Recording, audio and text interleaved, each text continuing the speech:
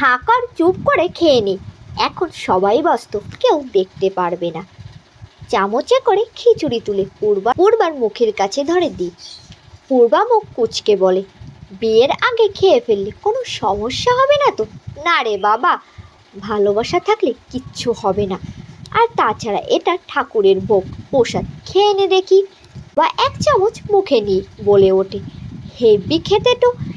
পেটটা এতক্ষণ খিদেতে চুই চুই করছিল, এটা খেয়ে একটু শান্তি লাগলো। জানো তো? জানি তো, ভোরে দই চিড়েও তো ভালো করে খেলি না। পূর্বা উত্তরে শুধু হাসে। দীপ খাইয়ে দিতে থাকে ওকে। খাওয়া শেষ হলে বলে ওঠে, আমি তোমার থেকে এত দূরে চলে যাব, কে আমার এত যত্ন করবে বলো তো তখন?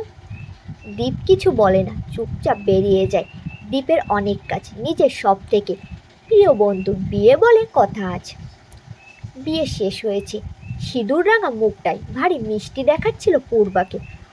সবার হাসি আনন্দের মাঝে দীপের বুকের ভিতরটা কেমন যেন শূন্য হয়ে উঠছিল ক্রমশ। সে উঠে আসে ছাদে। হ্যাঁ, ও ভালোবাসে পূর্বাকে, কিন্তু পূর্বা ওকে ভালোবাসে না। স্কুল জীবন থেকেই ও ভালোবাসে অন্য একজনকে, তার সঙ্গে আজ 7 পাকে বাধা পড়েছে ওর জীবন। দীপ কোনোদিনই বলতে পারল না ও ঠিক কতটা ভালোবাসে পূর্বাকে, আর কোনোদিন বলতেও পারবে না।